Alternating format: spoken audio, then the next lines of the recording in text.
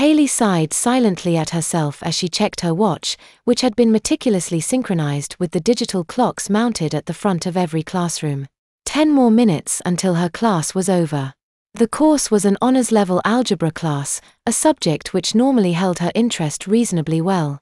Today, though, the material her teacher was presenting on the overhead projector was reasonably simple, and her full attention wasn't necessary. This was a good thing, as the pressure from her bladder was mounting, which kept her reasonably distracted. The weather was still warm, and although the school had air conditioning, it wasn't very powerful. The staff had been encouraging the children to bring water bottles, and she'd done so. Of course, drinking fluids over the course of the day led to an increased need to urinate, but Haley's previous class was next door to this one and across the hall from a restroom, so she normally used the toilet just before the class she was currently sitting in. Today, however, she'd intentionally foregone relieving herself.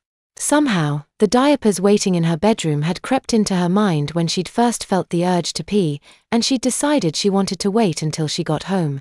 So she was happy she didn't need to listen too much to what the teacher was presenting.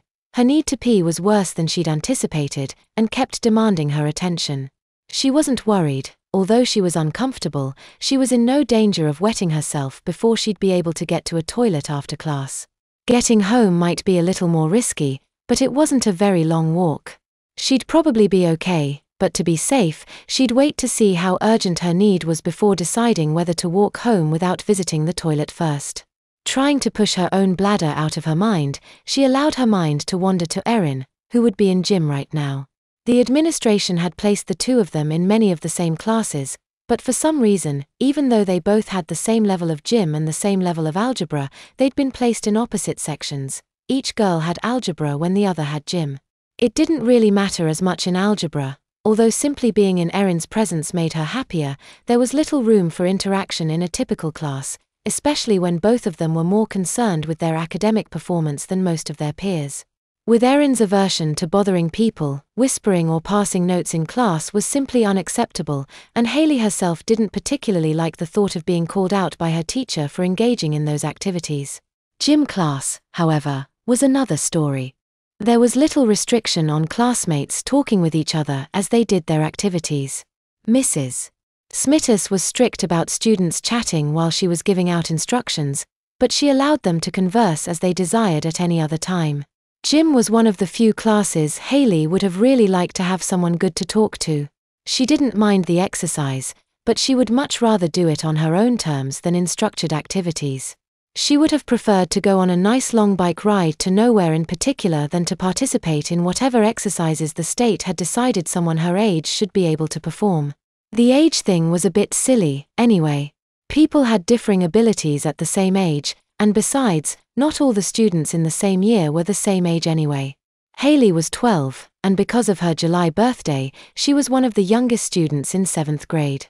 Many of her peers with birthdays in the summer had waited an extra year to start school, so as a result, she knew there were some students in her grade that were more than a year older for her.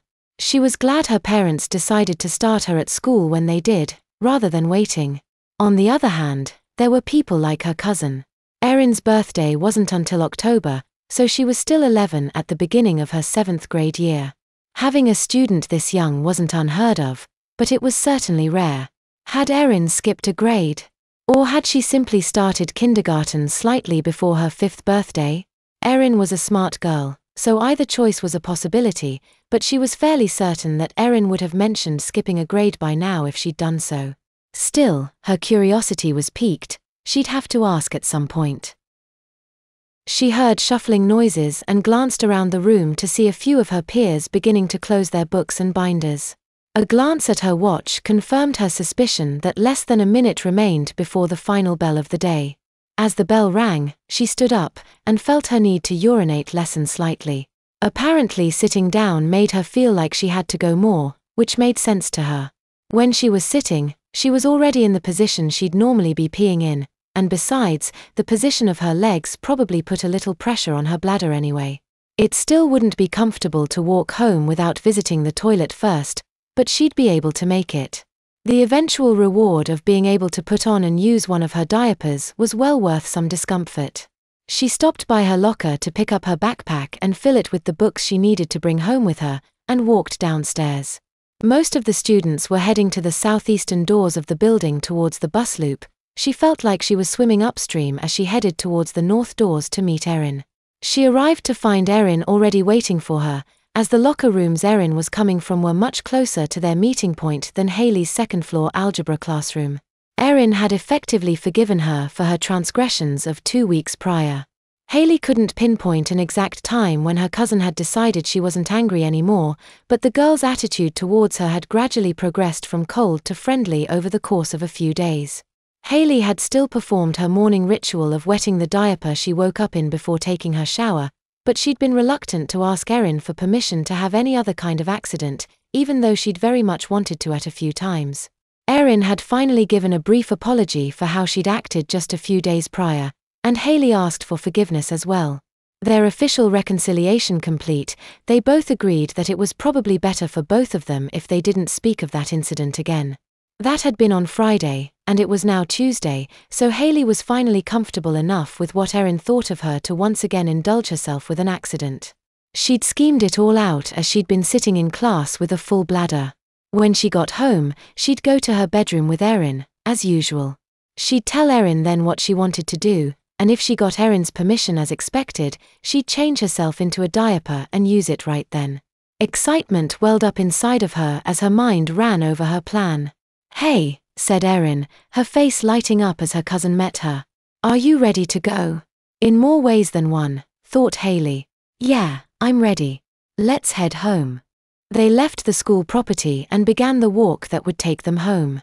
The walk was mostly through suburban side streets, with sidewalks on both sides of the road.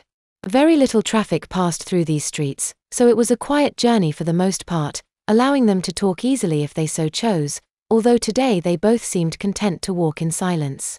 There was one part of their trip that was not as quiet, however. Their route took them across a major road, which would have been too busy to cross were it not for the traffic light and crosswalk that they diverted slightly out of their way to reach.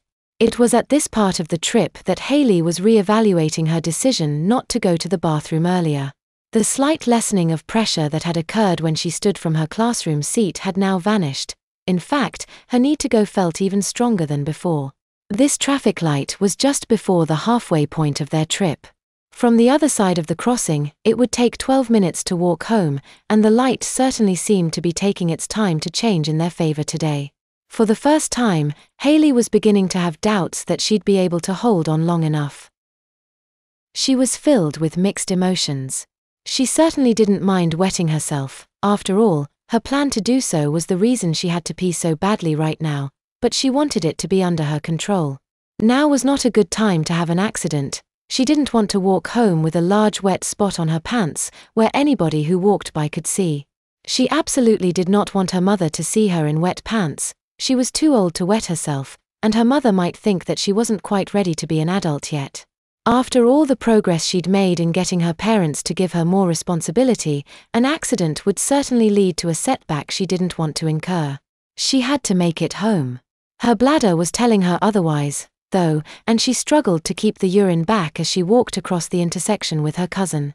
She hadn't said anything yet, but apparently she was acting in a manner that gave away her dire straits, as she heard Erin speak up once they left the din of the major road. "Hayley, is something the matter?"